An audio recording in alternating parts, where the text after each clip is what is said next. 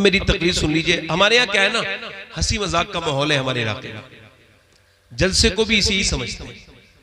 हालांकि वल्लाह कह रहा हूं, मेरे हुजूर फरमाते थे सहाबा से, ऐ सहाबा जो मैं जानता हूं ना वो तुम्हें बता दूं तो तुम कम हंसोगे ज्यादा रोगे। हाँ, और जिसे पता चल गया ना फिर वो रोते ही रहा। हजरत अबू बकर सिद्दीक इतना रोते थे कि 2 आंसुओं के निशान बन गए थे यहाँ पे। चिड़िया को देखते थे तो कहते थे चिड़िया तू अबू बकर से तो बहुत बेहतर है, तेरा कोई हिसाब नहीं होगा मगर अबू बकर का हिसाब होगा। हालांकि अबू बकर ब्रांडेड जन्नती, गारंटेड जन्नती। जो अबू बकर की जन्नत में शक करे वो मुसलमान नहीं। तकरीर मेरी शुरू हो रही है, ई को आपका कम कर दें, माइक बहुत अच्छा है। तकरीर मेरी शुरू हो रही है, तकरीर का उन्वान है अल्लाह ने इंसान को क्यों पैदा किया।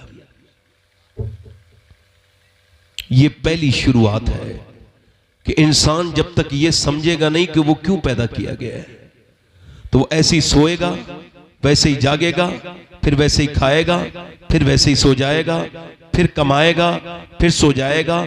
अगर सिर्फ खाने कमाने के लिए पैदा करना होता अल्लाह ने तो जानवर बहुत थे, इंसान तेरी क्या जरूरत थी। वो खाते भी हैं, वो पीते भी हैं, वो तुझसे ज्यादा सोते भी हैं।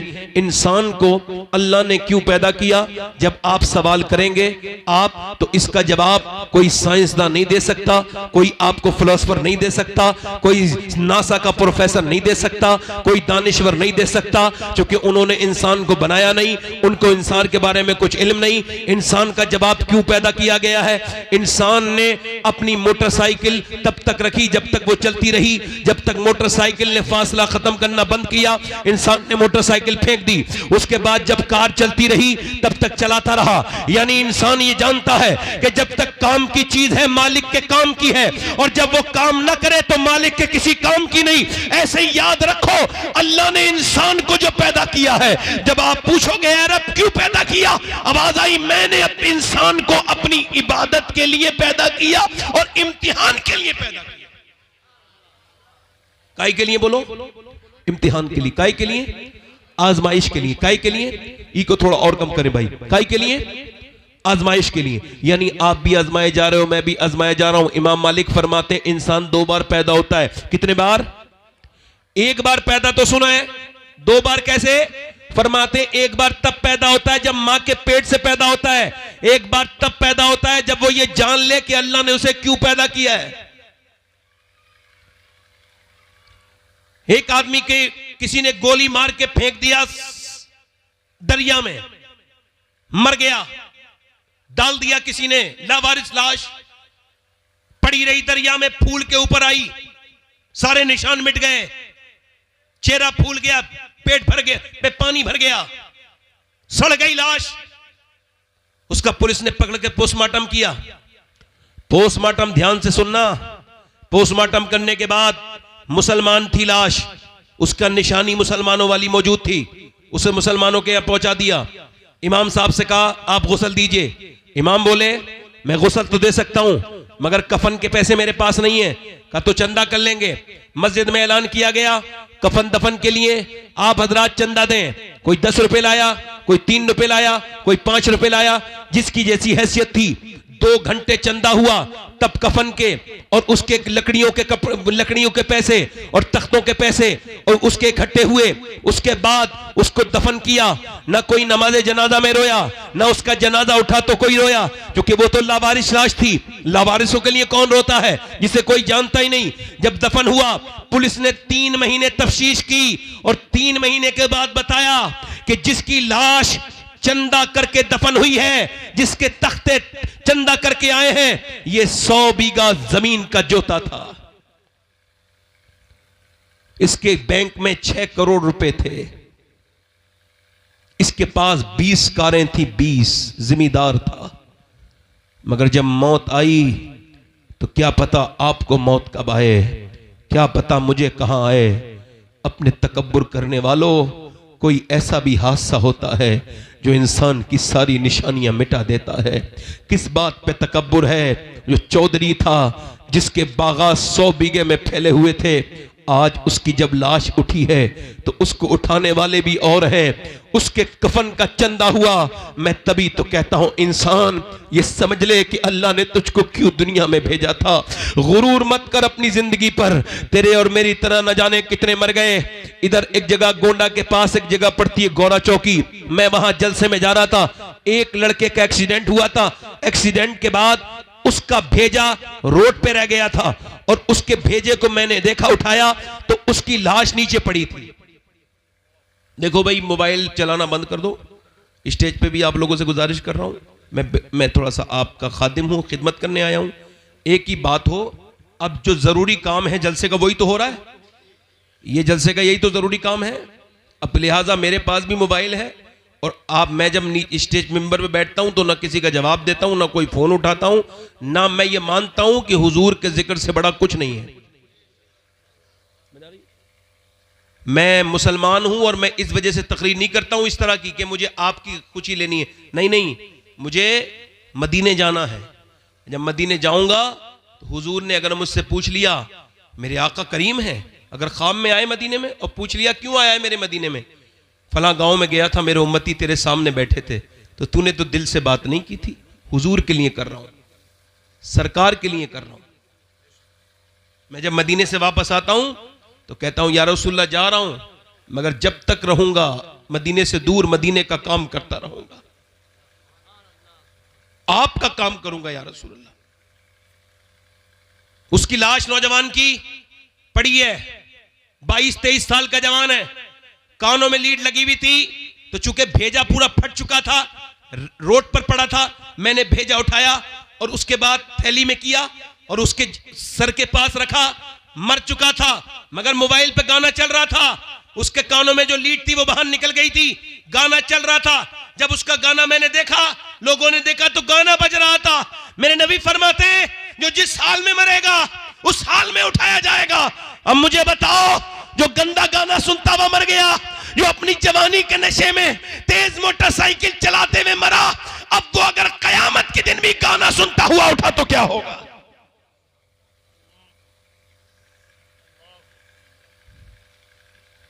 इंसान ने ये समझ लिया कि यूं ही पैदा कर दिया गया। ना ना मेरे दोस्त, ना ना। उमर कहते थे या अल्लाह, काश उमर की माँ उमर के हक में बांझ होती, काश उमर उमर ना होता, एक दिन का होता।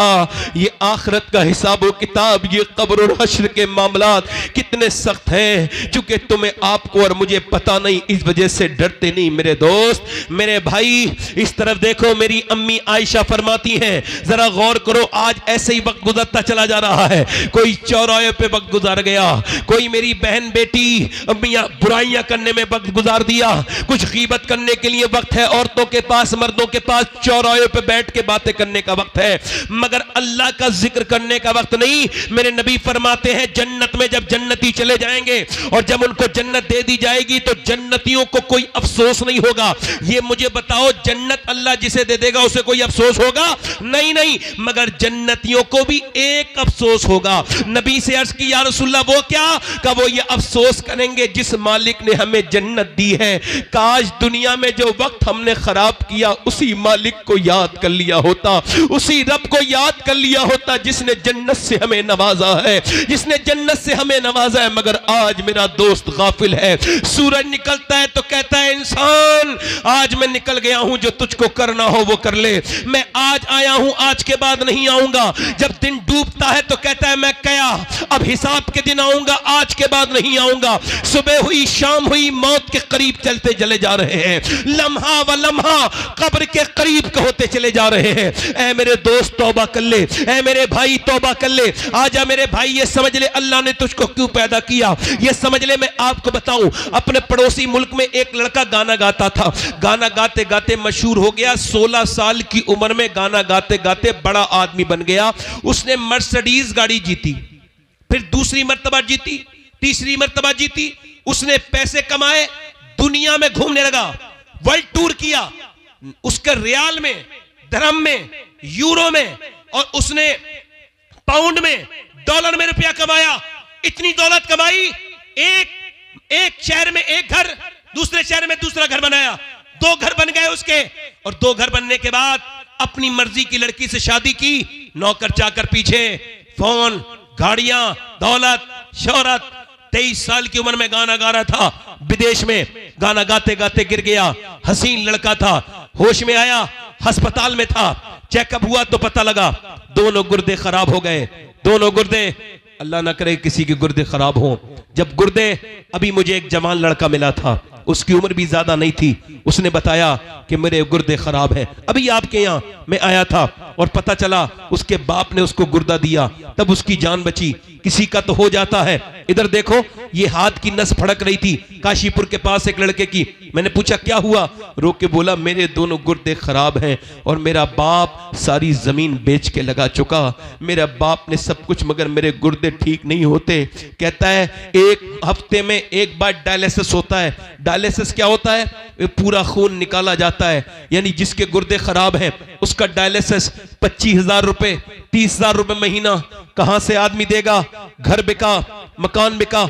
आप में से कितने लोग यहां बैठे हैं जिन्होंने, दिल से बताना, जिन्होंने 2 रकअत नमाज पढ़ी हो जिंदगी में? अगर नहीं पढ़ी हो तो जाके पढ़ लेना, वुजू करना, अल्लाह के सामने कहना, ऐ मेरे मालिक मेरे गुर्दे ठीक है, तेरा शुक्र है।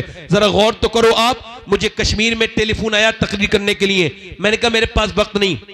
उन्होंने कहा जो आपकी तकरीर सुनना चाहते हैं ये कैंसर पेशेंट हैं और ये चाहते हैं कि आखिरी बार आपकी तकरीर सुन लें। मैं गया, उसको कैंसर था, वो अब तो इंतकाल भी कर चुका है, सलीम नाम था, दाढ़ी थी, मेरे कहने से दाढ़ी रखाई थी। मैंने पूछा क्या हाल है सलीम भाई? कमरे के अंदर। कहने लगा अल्लाह का शुक्र है। मैंने कहा मैंने सुना है आपको कैंसर है। कैंसर की वजह से तो शुक्र है, कुछों को अचानक अटैक से मौत आ जाती है, किसी को दिल का दौरा पड़ जाता है, कोई एक्सीडेंट में मर जाता है, मगर मैं अपने करीम और रहीम रब का कैसे शुक्र अदा करूं कि मुझे 2 महीने पहले डॉक्टर ने बता दिया कि तू मरने वाला है। अब जब 2 महीने के बाद अंधेरी कब्र में जाना है तो मैं तो एक कमरे में नहीं रह सकता, अंधेरी कब्र में कैसे रहूंगा? तो उसके सामने फूट के रोता हूं रात को। मैंने जब तक कैंसर की खबर नहीं सुनी थी तब भी नमाजें पढ़ी थी, मगर जब से कैंसर की खबर सुनी है अब बड़े आंसू निकलते हैं। सजदों में बड़ा मजा आता है, बगैर आंसुओं का सजदा क्या सजदा है? सजदा तो आंसुओं वाला है, बगैर मजे का सजदा क्या सजदा है? क्या सजदा है? कभी सरवा सजदा तुम्हें हुआ कहीं तो जमीन से आने लगी सदा, तेरा दिल तो है सनम आशना, तुझे क्या मिलेगा नमाज में? तूने कभी अपने रब को रब नहीं कहा। ये मुझे बता, मैं तुझसे पूछता हूं मेरे दोस्त, मैं तुझसे पूछने आया हूं, हाँ मेरे जवान तुझसे ही पूछने आया हूं। वो रोक के कहता है सैयद साहब मैं अपने रब के सामने रोता हूं, अल्लाह 2 महीने के बाद मैं कब्र में जाऊंगा, मैंने गुनाह बड़े किए हैं, छुप छुप के मुझे माफ कर देना। हाय जरा गौर तो करो, सोचो तो देखो तो। एक आदमी को अस्पताल में भर्ती किया गया, उसको सांस लेने में दिक्कत हो रही थी, और जब सांस लेने में दिक्कत हुई, जब उसको अस्पताल में भर्ती किया गया, 1.5 दिन में ठीक हो गया। बिल आया 90,000 का। डॉक्टर को देख के रोने लगा। डॉक्टर ने कहा बड़े मियां पैसे ज्यादा लग रहे हैं, कम कर दूं? कहा नहीं पैसे की बात नहीं है, अल्लाह ने इतना नवाजा है कि दोनों तेरे पूरे अस्पताल खरीद सकता हूं, खड़े खड़े, यहां से उठूंगा मैं नहीं, पूरा अस्पताल खरीद दूंगा। कहा फिर रोते क्यों हो? कहा इस वजह से रो रहा हूं, सांस लेने में दिक्कत हुई, 1.5 महीने तेरी 1.5 दिन तेरी सांस से मैंने, तेरी हवा से मैंने सांस लिया, तेरी मैंने ऑक्सीजन से सांस लिया, तेरी मशीन से। तूने 90,000 का बिल बैठा दिया, मगर कभी मैंने सोचा ही नहीं, 80 साल का बूढ़ा हूं, अल्लाह की हवाओं में सांस ले रहा हूं, मैंने कभी सोचा ही नहीं सांस लेना कितनी बड़ी अल्लाह की नेमत है। जाओ अस्पतालों में, कॉस्मोस में जाके देखो, जाओ साई में जाके देखो, अस्पतालों में सांसें नहीं आ रही हैं, लोगों को वेंटिलेटर पे पड़े हैं, उन्हें रोज देखने अस्पतालों में जाया करो, कब्रिस्तान जाया करो। नेक तकरीरों से नहीं बनोगे, अपने अंजाम को सोचोगे तब बनोगे कि आखिर देखो तो बीमार कैसे दुआ करता है मुझे सेहत मिल जाए। अल्लाह अकबर। मेरे दोस्त ये बता, तेरा गुर्दे का इलाज हुआ तूने लाखों लगा दिए, तेरा दिल का इलाज हुआ तूने लाखों लगा दिए, तेरा शुगर का इलाज हुआ लाखों लगा दिए। अरे जिसने तुझे गुर्दे का इलाज किया उसे लाखों दे दिए, जिसने गुर्दे दिए हैं उसके सामने कभी सजदा भी नहीं किया, उस रब को कभी करीम भी नहीं कहा, कभी कहा ही नहीं 2 रकअत नमाज पढ़ के अल्लाह तेरा शुक्र है। याद रखो मेरे दोस्तों, मेरी बात याद रखना। इस नाक को सोने, इधर देखो मेरी तरफ गौर करो, ये मेरा पॉइंट नोट करो आप लोग। ये नाक है, नाक के अंदर एक बारीक सा बाल है, ये इसके अंदर रग है, रग बाल से बारीक, उसको दूरबीन से देखता है डॉक्टर चलती है वो MRI के बाद पता चलती है कि ये बंद है या खुली हुई है। और इसका काम क्या है? खुशबू और बदबू। अगर ये खराब हो जाए तो न खाने को सूंघ सकोगे, तो न फूल को सूंघ सकोगे, न कोई खुशबू आएगी, न कोई बदबू। तो सुनो, पूरी दुनिया का मेडिकल साइंस मिलकर भी एक ऐसी रग नहीं बना सकता जो अल्लाह ने हर बंदे की नाक में बनाई है। नारे तकबीर, नारे रिसालत, बस लगे आला हजरत औलादे गौसे आजम सैयद शबात हुसैन साहिब क़िबला। सुनो, साइंस से हमारा कोई झगड़ा नहीं है।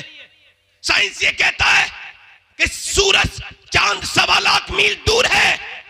साइंस कहता है साइंस भी कहता है। साइंस किताबें तहकीक है, इधर देखो कुरान किताबें तखलीक है। इस जमीन आसमान मेरे रब ने बनाई है।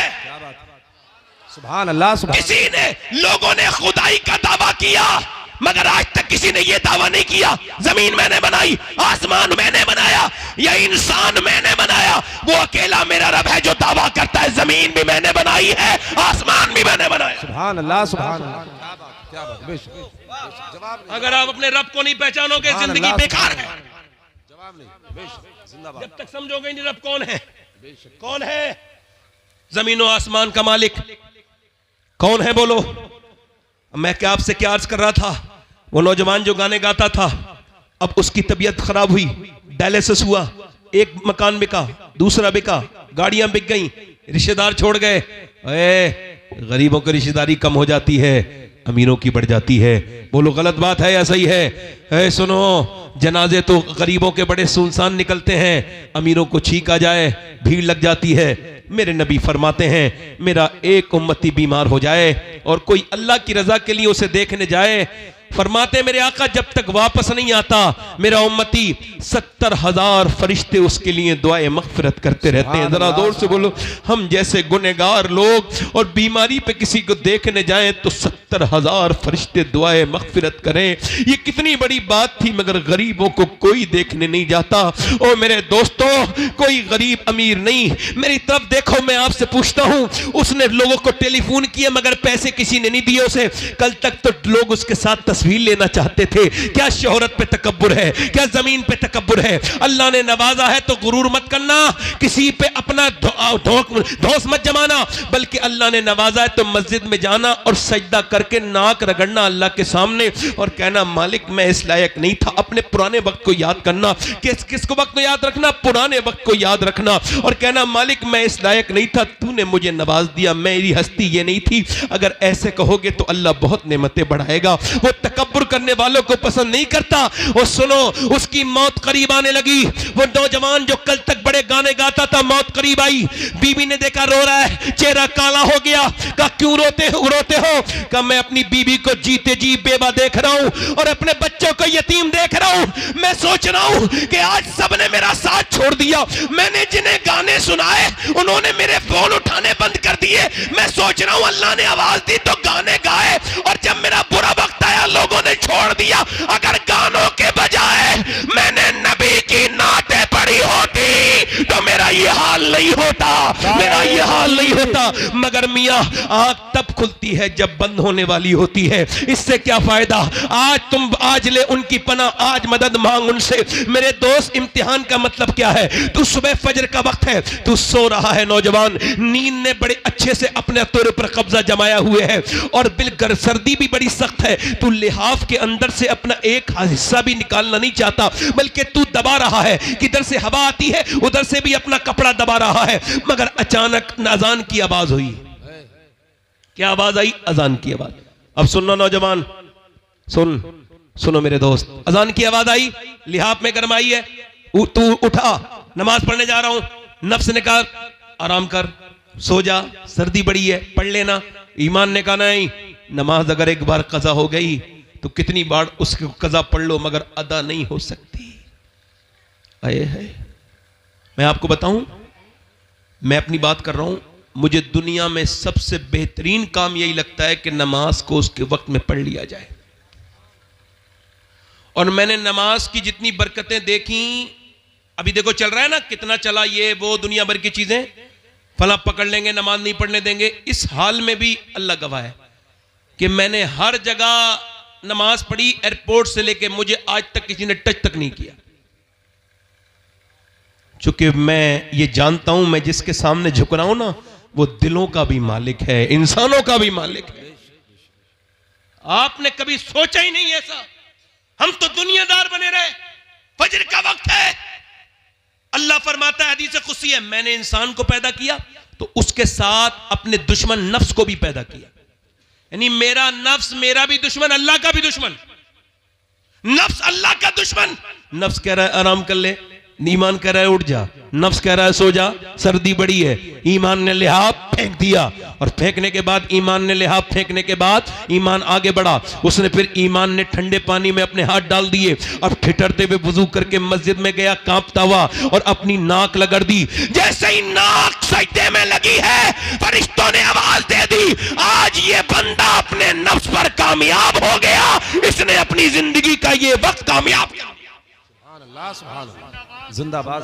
जवाब नहीं बहुत। अब उसके बाद आया, तवज्जो करो, उसके बाद वो निकला, तवज्जो करो, और उसके बाद नाश्ता करके निकल रहा था। एक लड़की निकल के जा रही थी, बड़ी खूबसूरत, बड़ी हसीन। एक नजर पड़ी, एक नजर माफ है, मगर वो लड़की बाहियात थी, बेहुदा थी, बेगैरत थी, बेशरम थी, बहुत ज्यादा शैतान की एजेंट थी। उसका जिस्म, अब वो कह रहा है इसका नफ्स देख ले, लड़की हसीन है, कपड़े बड़े खराब पहन रही है, देख ले। इसने नहीं मानने का, नहीं देखूंगा। नफ्स कह रहा है, नफ्स कुत्ता है ना, भौंक रहा है, देख ले देख ले। ईमान कह रहा है नहीं देखूंगा। मेरे नबी ने फरमाया आंखों का भी जिना होता है, सिर्फ आंखों का भी जिना होता है। नबी फरमाते हैं आंखों का जिना ये है आंखों से देखा जाए, यानी आंखें ये मेरी हैं। नहीं नहीं मेरे दोस्त, ये मेरा धोखा है। ये आंखें मेरे रब की हैं। ये आंखें कल कयामत के दिन मुझसे अल्लाह से शिकायत करेंगी, ऐ अल्लाह तूने दिया तो काबा देखने के लिए था, दिया तो माँ बाप का चेहरा, मगर इसने गंदी चीजें देखी। मुझे बताओ, अगर ये आंसुओं से ना धुली वो गंदी तस्वीरें, वो गंदे वीडियोस जो तुमने अपनी जिंदगी में देखे हैं, अगर वही लेके अल्लाह की बारगाह में गए और वो बोल दिया, आंखों ने बोला कि तू ऐ अल्लाह ये गंदी तस्वीरें देखता था, ये बाहियात चीजें देखता था, मेरे नौजवान उस वक्त क्या होगा? तूने अपनी जवानी को बर्बाद कर दिया। ना मेरे बेटे, ना मेरे छोटे भाई, अपनी जिंदगी को बर्बाद न कर। अल्लाह तेरे सामने हाथ जोड़ता हूं, अपनी जवानी का हिफाजत कर ले, अपनी जवानी की। मेरे दोस्त तेरी आंखों में कुछ नहीं बचा। 10-10 साल के बच्चे बर्बाद हो गए, 12-12 साल के बच्चे गंदी तस्वीरें देख रहे हैं, किसी को कोई फिक्र नहीं है। ओ खुदा के बंदो, अपनी नस्लों को बचा लो, बचा लो खुदा के वास्ते, अपने बच्चों को बचा लो। अल्लाह अकबर। उसने नहीं देखा, नफ्स कहता रहा लड़की निकल जाएगी, एक बार देख ले, और इसने कहा नहीं देखूंगा।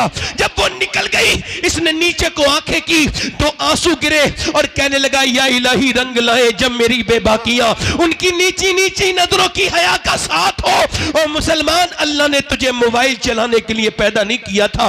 तू इंस्टाग्राम पे स्टोरी देख रहा है, फेसबुक पे देख रहा है। जरा इस नौजवानों को मेरी बात बताना तो, बताओ तो मेरी बात इन नौजवानों को। ऐसे करके देखता रहा, और देखते देखते तू जब गंदी तस्वीर देख रहा था, जब नीम बरहना लड़कियां अपने जिस्म का जब मुजाहरा कर रही थी और तू उसको देख रहा था, और जब तू उसको देखता था, देखते देखते अचानक तेरी सगी बहन की वीडियो आ गई।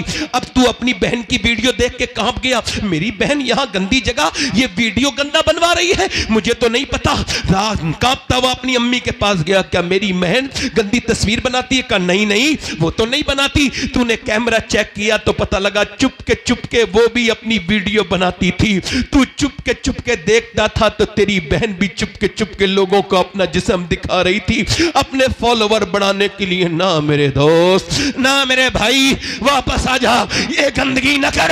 अल्लाह ने तुझे यूट्यूब इंस्टाग्राम के लिए नहीं, चौराहे पे बैठने के लिए नहीं, बल्कि तेरी जवानी तो इस वजह से है कि अल्लाह के प्यारे रसूल के गुलामों, तेरी जवानी तो इस वजह से है कि तू जवानी अपनी कामयाब करके जाए। तेरी जवानी औरतों के पीछे भागने के लिए नहीं है, तेरी जवानी भी यह दुनिया के कामों के लिए नहीं है, बल्कि बरेली से मेरे ताज शरिया की आवाज आ रही है। जिंदगी ये नहीं है सभी के लिए, जिंदगी है नबी की, नबी के लिए। ना समझ मरते हैं जिंदगी के लिए, जीना मरना है सब कुछ नबी के लिए। ये तो मियां पोते ने 100 साल बाद कहा, 100 साल पहले दादा ने इससे बड़ी बात कही थी। पोते ने कहा था जिंदगी है नबी की, नबी के लिए।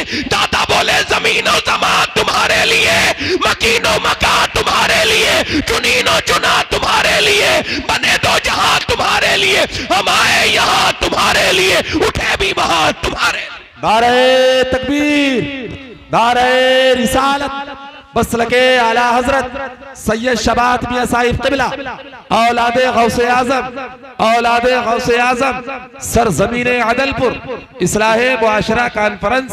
नारे तकबीर, नारे रिसालत। दिलदार जिंदगी क्यों दी गई है?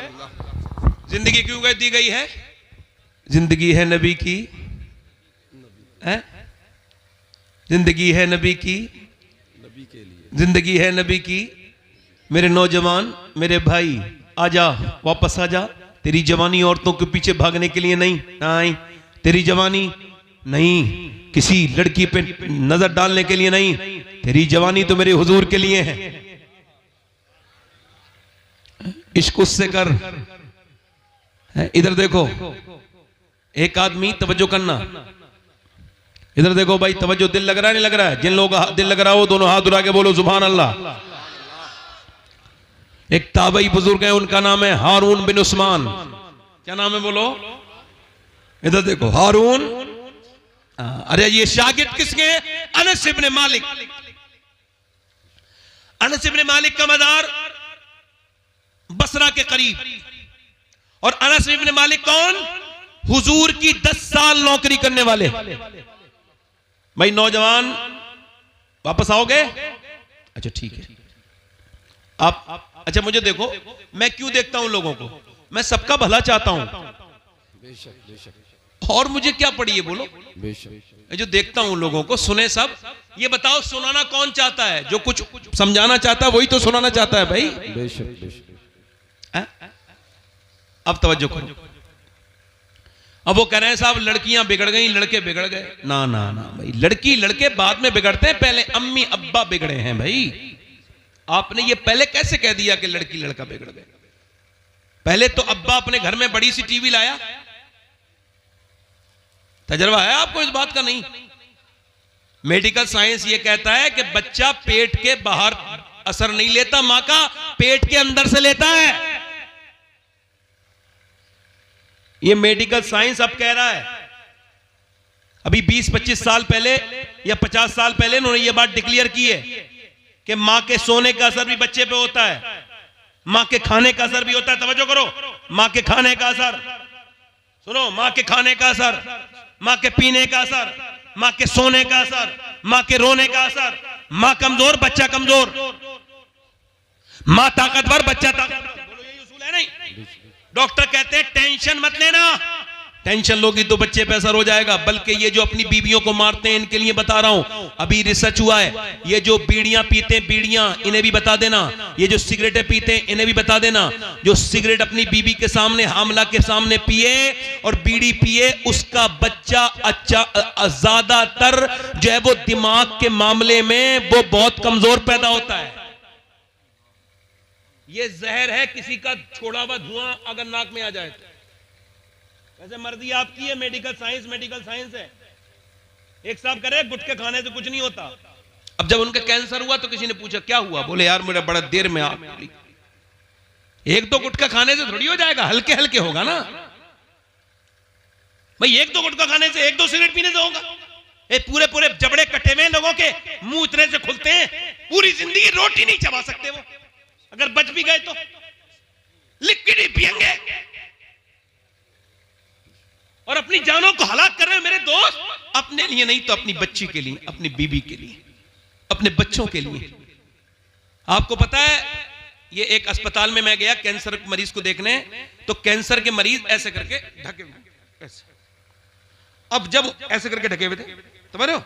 अब उन्होंने ऐसे करके खोला डॉक्टर के पास जाने से पहले, तो डॉक्टर के वो आया कंपाउंडर, उसने कहा खोलो, खोला तो उसने स्प्रे मारा, स्प्रे से उसके कीड़े झड़ने लगे नीचे को, जो कीड़े थे छोटे छोटे नीचे को गिरे, उसने दिखाया नीचे कीड़े गिर रहे थे।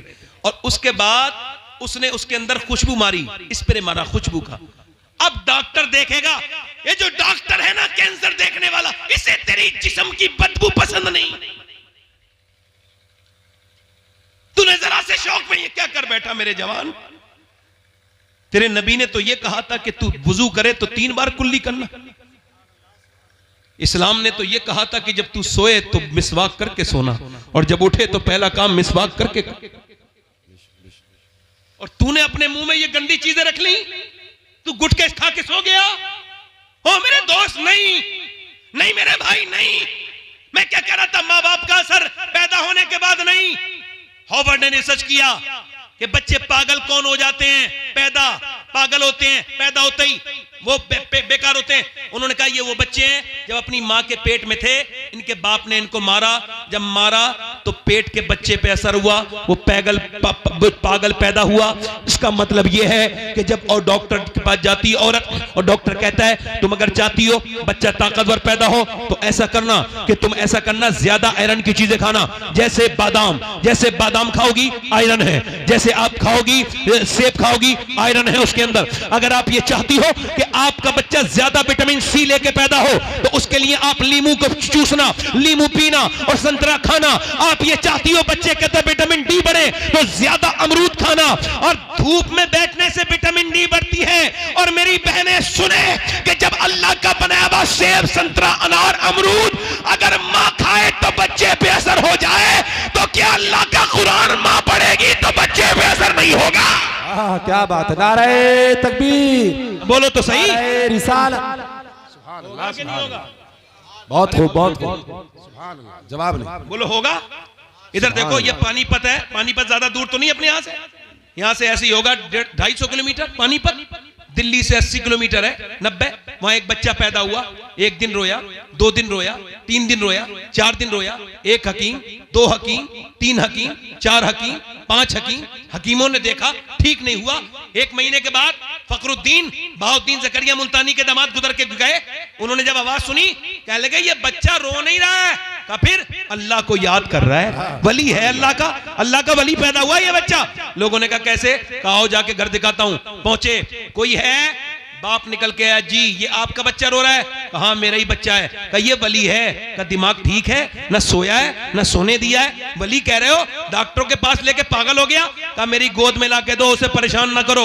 गोद में लाके दिया, एक कान में कुछ पढ़ के दम किया, सुनना अल्लाह तुम्हें औलादे दे तो ख्याल रखना बीबी क्या कर रही है। जब उसके पेट में बच्चा है तो कानों में एक कुछ पढ़ के सुना, दूसरे में कुछ पढ़ के फूका, दम किया, बच्चा खामोश। कहने लगे साहब क्या पढ़ दिया, दवाइयों से ठीक नहीं हुआ, आपने कानों में क्या पढ़ के दम कर दिया? अल्लाह बाद में बताऊंगा, पहले ये बताओ क्या इसकी मां कुरान की हाफिजा है? कहा इसकी मां का नाम जमाल फातिमा है, उमर फारूक आजम की नस्ल से है।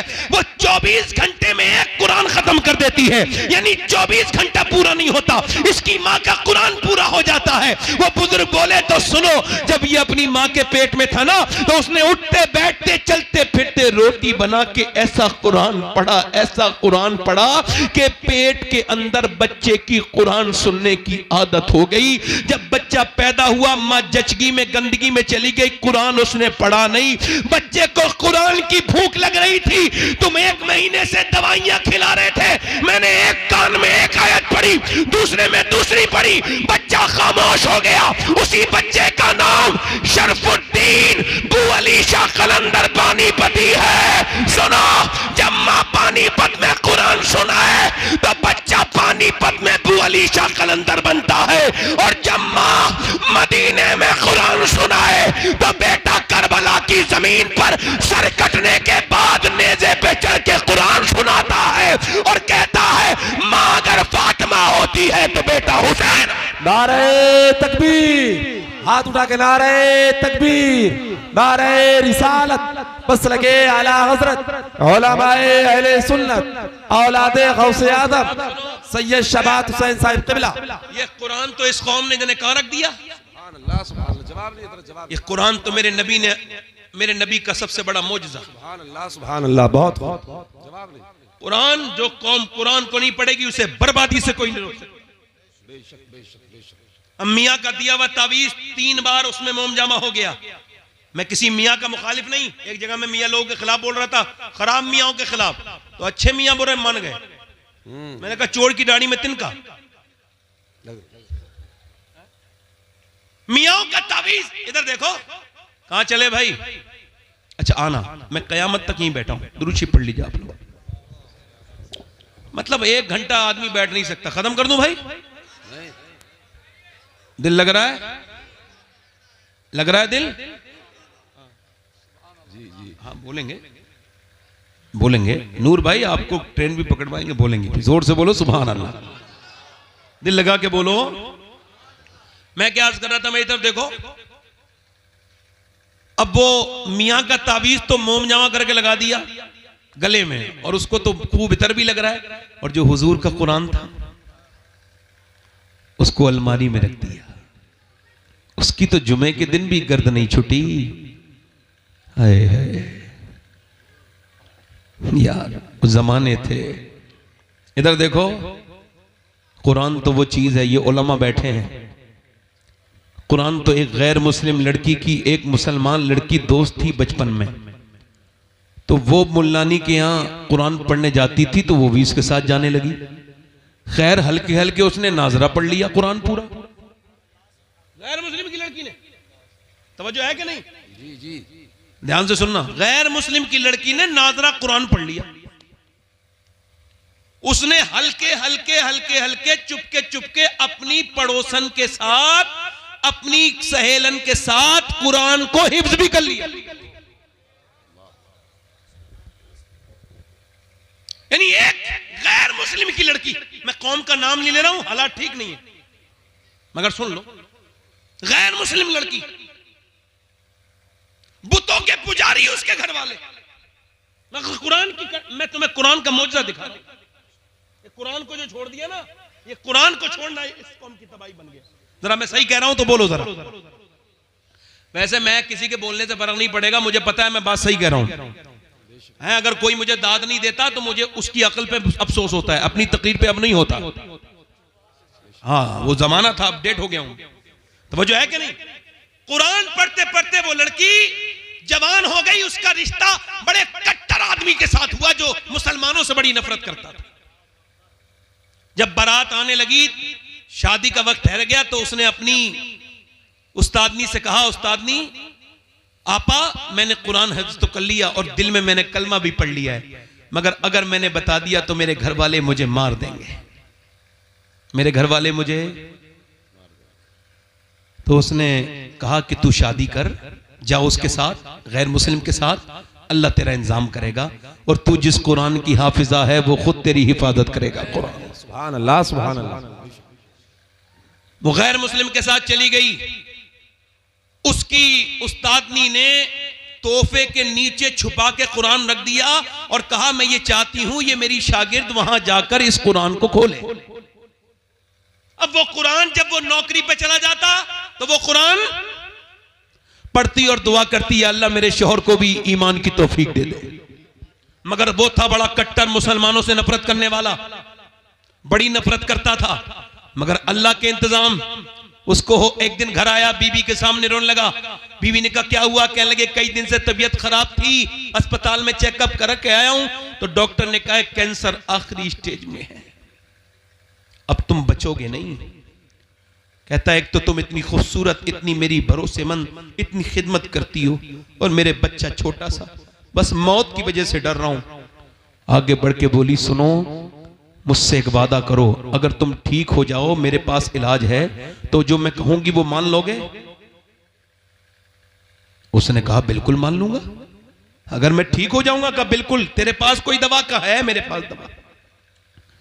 वो लेके आई पानी गिलास में, और उसने अपनी उस्तादनी को देखा था, अपनी पढ़ाने वाली, अपनी जो है वो आपा को देखा था। उसने जो है ना उसमें सूरह फातिहा पढ़ के दम करना शुरू कर दिया।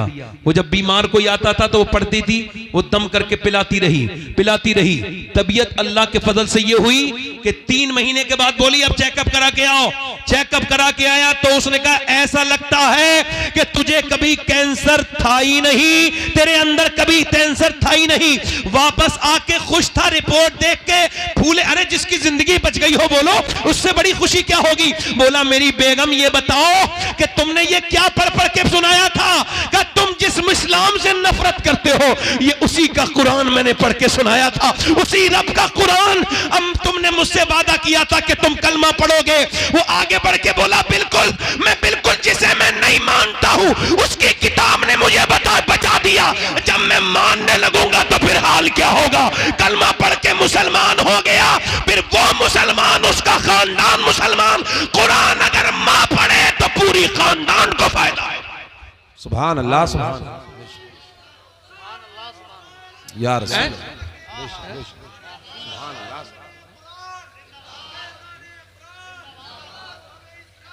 जिंदाबाद जिंदाबाद। जवाब नहीं हजरत। इमाम गजाली ने फरमाया जितना जिसका दिल साफ होगा वो उतनी कुरान की तिलावत करने वाला होगा।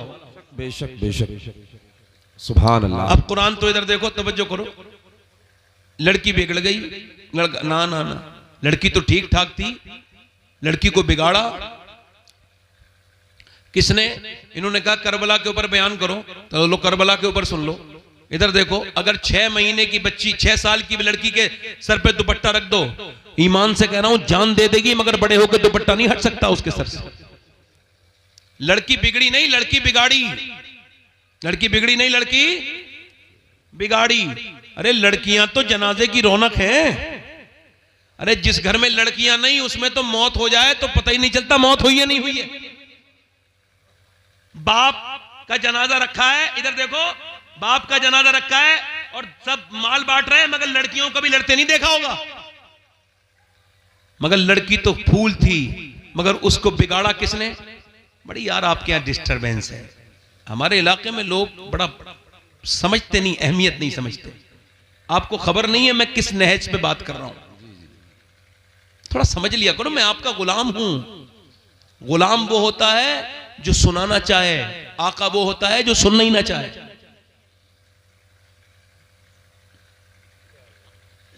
खादिम हूं, आपका खिदमत करने आया हूं। खादिम वो होता है जो पानी गिलास में लेके खड़ा हो, और आका वो होता है जो पीना ही ना चाहे। मैं सुनाना चाह रहा हूं, उधर लोग इधर उधर बात कर रहे हैं। सुन लो भाई, हो सकता है मेरा आखिरी तकरीर हो, ये हो सकता है मैं कल की तकरीर ना कर पाऊं, कोई हादसा हो जाए, मर जाऊं, तो ऐसा भी हो सकता है। आप में से भी कोई आदमी ऐसा बैठा हो जो आज ही आज है, कल को अल्लाह ना करे वो दुनिया से चला जाए, तो कम से कम कुछ दिल में बात तो लेके जाए ना यार। सुनो बात, लड़कियां घर की जीनत है, रौनक है। हुआ क्या, वो घर में टीवी आया और वहीं से शुरू हो गई वो बुराई। अब 10 साल की हुई है लड़की, गंदी तस्वीर देख रही है अब्बा के साथ, अम्मी के साथ। घर में फिल्म चल रही है, अब्बा भी वहीं बैठा है बेगैरत, माँ भी वहीं बैठी, पूरा का पूरा खानदान बर्बाद है। ये वो माँ बड़ी दिल की कमजोर है, हीरो हीरोइन जब नहीं मिल रहे ना तो अम्मी रो देती है बेचारी, दिल की बड़ी कमजोर है। और जैसे हीरो हीरोइन मिले अम्मी खुश हो गई और अब्बा भी खुश हो गए। यही ड्रामा 10 साल देखा, उसके जज्बात बर्बाद कर दिए इन जालिमों ने। और जब उसने देखा मैं जवान हो गई, ये शादी नहीं कर रहे, वो भागी। अरे भागो तो अब्बा खुश हो जाते, अम्मी भी। जब वो भागी तो अम्मी बोली हाय मेरी नाक कट गई, मैं मुंह दिखाने के लायक नहीं रही। अरे अभी तो दुनिया में दिखाने के लायक नहीं, तू आखिरत में भी मुंह दिखाने के लायक नहीं। बेहुदा, तू जितने टीवी के सामने रोई है ना, अगर इतना अपना अल्लाह के सामने रोई होती तो तेरी बेटी भागती नहीं, बल्कि तेरी सर फख्र से बुलंद कर देती, तेरा नाम ऊंचा कर देती। बेशक बेशक, सुभान अल्लाह। नाम ऊंचा।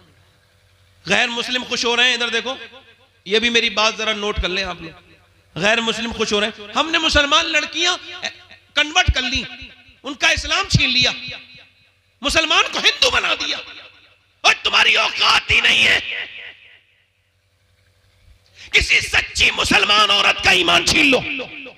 बेशक, तुम तो किसी कॉलेज में पढ़ने वाली वाहियात किस्म की बेहुदा किसी बेगैरत माँ की लड़की को तुमने छीना होगा, वरना जिसे इस्लाम मिल जाए वो जान तो दे सकती है मगर ईमान नहीं दे सकती। बेशक बेशक बेशक। मुझे भी बड़ा अफसोस होता है कि गैर मुस्लिमों घर चली गई, मैं रोता तक हूं इस बात पर, मगर फिर भी ये बात कह रहा हूं, जिसे सही मानों में इस्लाम मिल जाए वो जान दे सकती है मगर ईमान, जान दे सकती है मगर ईमान। ये जितनी भागने वाली हैं, एक लड़की गैर मुस्लिम के साथ गई थी, मैंने उससे पूछा था ये बता सैयदा फातिमा को जानती है? बोली ये कौन है? हंसना नहीं। मैंने पूछा सैयदा खतीजा को जानती है? बोली मुझे नहीं पता कौन है, बस वो तो तुम्हारा स्कूल जानती थी। इस्लाम जो जान जाए, मैं कह रहा हूं दूर मत जाओ, प्रैक्टिकल देख लो। इस्लाम जो कबूल कर ले वो जान देता है, ईमान नहीं। तुम फलस्तीन को देख लो, फलस्तीन में 7,000 बच्चे, कितने? 7,000। 10 साल से कम उम्र के बच्चे शहीद हुए। कितने? 7,000। माएं जब उठा रही हैं लाश अपने बेटे की ना, तो किसी का हाथ आ रहा है, किसी का पांव आ रहा है। आप भी बच्चे वाले हो, मैं भी बेटा वाली हूं, बेटे मेरे भी बच्चे हैं। तुम्हारे 5 साल के 2 साल के बच्चे को ऐसे उठाओ तो किसी का हाथ आ रहा है, किसी का सर उड़ गया। एक एक ब्रेड पे एक ब्रेड पर 3-3 लोग दावेदार हैं, एक ब्रेड पर। हजारों लोग शहीद हो गए, किसी को तकलीफ नहीं है। कोई इदारा फलस्तीनियों के बारे में कुछ नहीं कहेगा, क्योंकि वो मुसलमान है, नबी का कलमा पढ़ते हैं। किसी को तकलीफ किसी को नहीं होगी, मगर गुंबदे खजरा के मकी को होगी। मेरे नबी फरमाते हैं, मेरे उम्मती जब तेरे पाँव में कांटा लगता है तो मुझे तकलीफ होती है। फरमाया था मेरे हुजूर ने, मदीने के हालात बिगड़े सहाबा तो मुल्क के शाम चले जाना। अर्ज़ की हुजूर जब शाम के हालात बिगड़े, कहा तो फिर मेरी उम्मत के लिए दुआ कर देना, मेरी उम्मत पे बड़ा सख्त वक्त होगा। कैसा सख्त वक्त है उम्मत के ऊपर? 57 मुल्क तमाशा देख रहे हैं मुसलमानों की। उनके मोहल्ले के मोहल्ले पूरे खत्म कर दिए गए, उनके पास पीने को पानी नहीं। मगर उन औरतों का जब मैंने बयान सुना है, अपनी बहनों का, बेटियों का, ये जो अपनी आदि आस्तीन के कपड़े पहनती हैं, मेरी मुसलमान उन तक मेरी ये बात पहुंचाना तुम्हें खुदा का वास्ता है। उन तक बताओ जो अपने बेडरूम में बैठी हुई अपने आप को बंबई की हीरोइन की तरह बनाना चाहती है, उसको बताना। जिसने सर से दुपट्टा फेंक दिया, जिसने नबी से मोहब्बत का रिश्ता तोड़ दिया, जिसने नबी से अपना नाता तोड़ लिया, उस बहन को, मेरी बेटी को बताना। उस 10 साल की बच्ची को बताना जिसने इंस्टाग्राम पे बाल खोल के स्टोरी बनाना शुरू कर दी है। उस 15 साल की 20 साल की लड़कियों से मेरी बात ये उन तक पहुंचाना, मेरी बेटियों तक उन तक पहुंचाना जिन्होंने इंस्टाग्राम पे अपने जिस्मों को फेसबुक पर दिखाना शुरू कर दिया कि फलस्तीन की लड़कियां ये कह रही हैं, फलस्तीन की लड़कियां ये कह रही हैं कि हम रात को सोते हैं तो बुर्का ओढ़ के सोते हैं। फलस्तीन की औरतें कह रही हैं हम रात को सोते हैं तो बुर्का का, सोने वक्त को कोई बुर्का नहीं ओढ़ता। क्यों ओढ़ती हो? का इस वजह से ओढ़ते हैं कि जब बम गिरता है तो घर हमारे मलबे में तब्दील हो जाते हैं। हम ये चाहती हैं कि जब हमारे ऊपर बम गिरे और हम जब मलबे में दबें और जब हमारी लाशें निकलें तो बेपर्दा नहीं होनी चाहिए, पर्दे में होनी चाहिए, बेपर्दा नहीं होनी चाहिए, पर्दे में। ऐ फिलिस्तीनियों तुम्हें सलाम हो, ऐ फिलिस्तीन की गाजा पट्टी की मेरी बहनों, तुमने तो हमें जीने का सलीका सिखाया मगर हम सीख न सके, हम सीख न सके। तुमने तो बहुत सिखाया मगर हम सीख न कह सके। हाय ये दुनिया लग गई। क्या समझते हो ये दिल लिए फिर रहे हो? ये कैसा दिल लिए फिर रहे हो जिस दिल में बिल्कुल दर्द ही नहीं है? ये कौन सा दिल है? ये तो जानवर से भी सख्त दिल है जिसमें किसी का दर्द नहीं। मुसलमान वो है, मेरे नबी ने फरमाया मेरी उम्मत एक जिस्म की तरह है। अगर एक जगह जिस्म में तकलीफ हो तो पूरा जिस्म मुतासिर हो जाता है। अगर किसी भी दुनिया का मुसलमान परेशान हो तो अगर तेरे दिल में परेशानी नहीं हुई तो तू फिर सही मानों में मुसलमान नहीं, तू फिर वो मोमिन नहीं जिस पर अल्लाह का इनाम उतरने वाला है। ओ मेरे दोस्त, मैं तुझसे ही पूछता हूं मेरे भाई, चल वो फिलिस्तीन की लड़कियां अपनी जगह, क्या तू अपनी बहनों को पहना सकता है दुपट्टा? क्या तू अपनी बेटी को पहना सकता है दुपट्टा? मैं तुझे बताता हूं, करबला की बात सुनना चाहते हो? सुनो। 6 साल की है ज़ैनब। कितने साल की बोलो? 6 साल की ज़ैनब। मैं खत्म कर रहा हूं, थोड़ी देर और सुन लीजिए। कुरान पढ़ रही हैं। हजरत अली कहते हैं मेरी शादी हुई। किसकी शादी हुई बोलो? हजरत अली। किसकी शादी हुई? हजरत अली। कितनी? किसकी शादी हुई? हजरत अली। अली की। हमारे यहाँ शादियां होती हैं, जैसी होती हैं सबको पता है, बात नहीं करनी चाहिए। मगर इतना याद रखना, अपनी बहन बेटी को बेपर्दा ले जाने वालों, तुम कोई नेक शरीफ नहीं हो, दयूस हो। नबी ने फरमाया जो अपने घर की औरतों को बेपर्दा रखे वो दयूस है, जन्नत की बू भी नहीं सूंघेगा।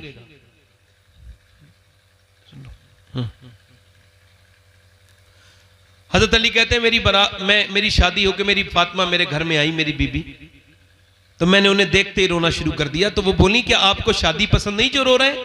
मैं आगे बढ़ा, उन्होंने मेरा हाथ पकड़ा, क्यों रोते हैं? तो वो बोली क्यों रोते हैं? तो मैंने कहा कैसी भी लड़की हो, कितनी भी गरीब, उसके दिल की ख्वाहिश होती है जब दुल्हन बने तो एक जोड़ी कपड़े पहन ले। मैं देख रहा हूं फातिमा, आप जिस कपड़े में दुल्हन बन के आई हैं उसमें 17 पैमद लगे हुए हैं और आपको कोई अफसोस नहीं, आपको कोई तकलीफ नहीं। तो सैयदा फातिमा ने सर उठाया और कहा मेरे सरताज आप गम न करें। मेरे अब्बा फरमाते मेरी बेटी फातिमा, अल्लाह कपड़ों से राजी नहीं होता, अल्लाह तो सजदों से राजी होता है। कैसे राजी होता है बोलो? सजदों से। काश के मुसल्ले बिछ गए होते, काश के नमाजें पढ़ ली होती, काश के तब्दीलियां आ गई होती।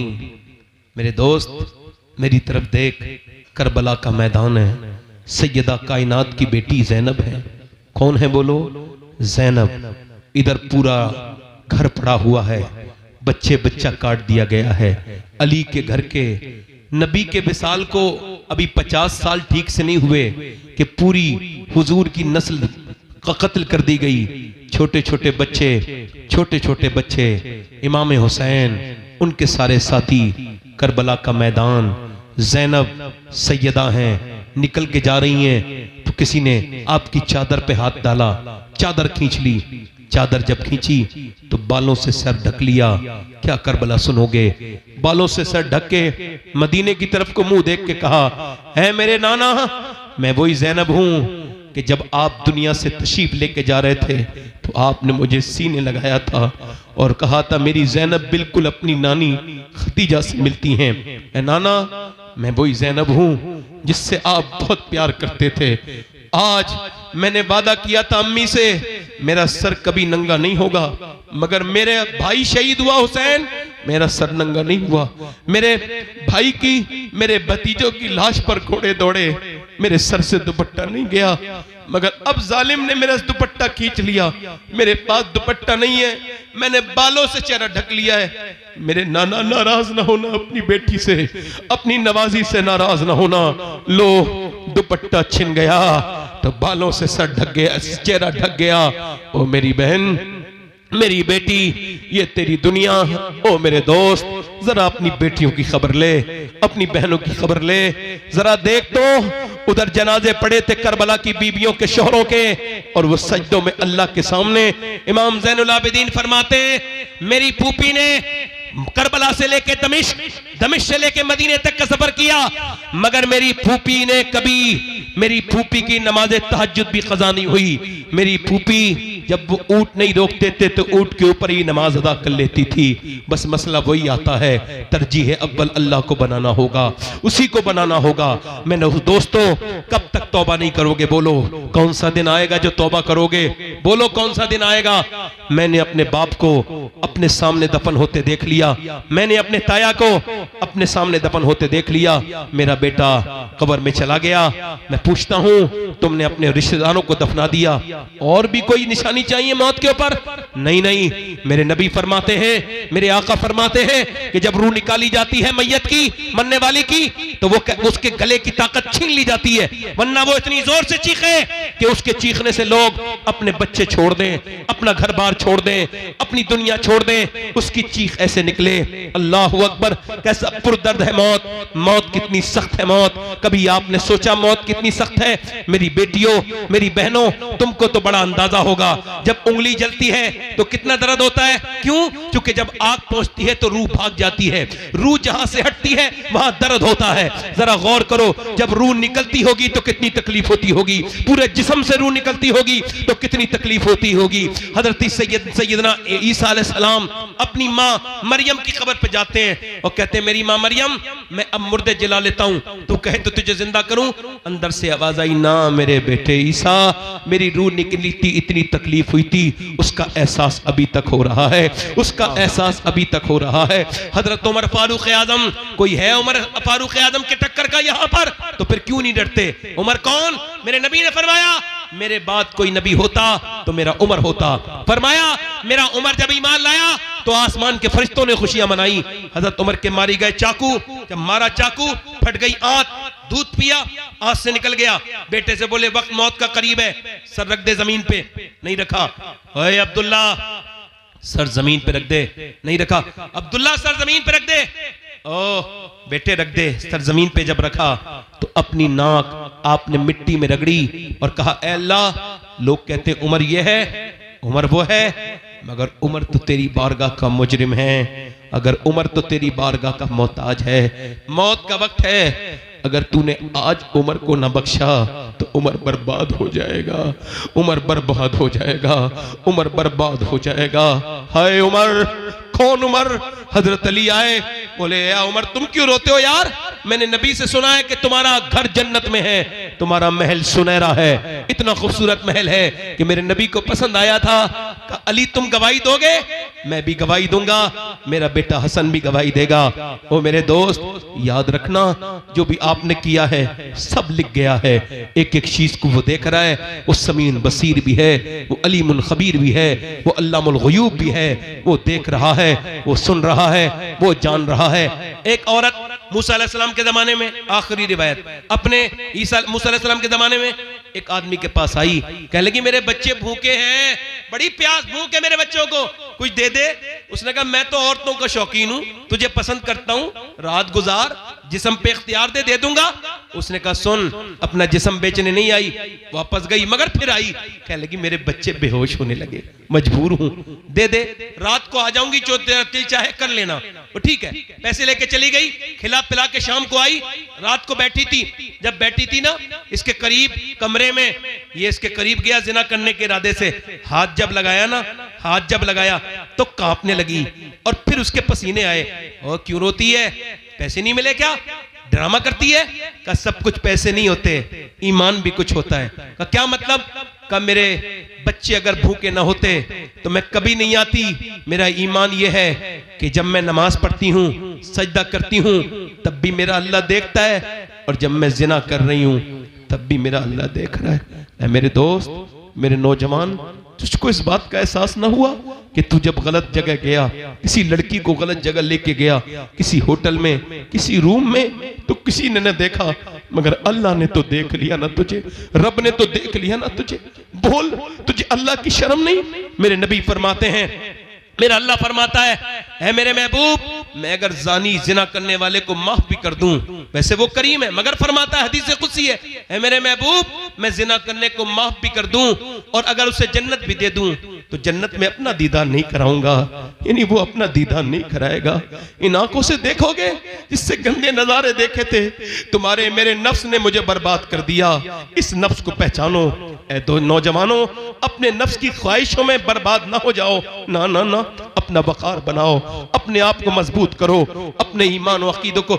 मोल्ला रूम कहते हैं, एक चूड़ी बेचने वाला चूड़ी बनाता था सुनार सोने की, उसने एक औरत को बुलाया और उसने जो है ना अपनी, उसका बच्चा कोई नहीं था, उसने एक लड़का ले लिया, लड़का 20 साल का हो गया, एक औरत को चूड़ी पहना के घर आया।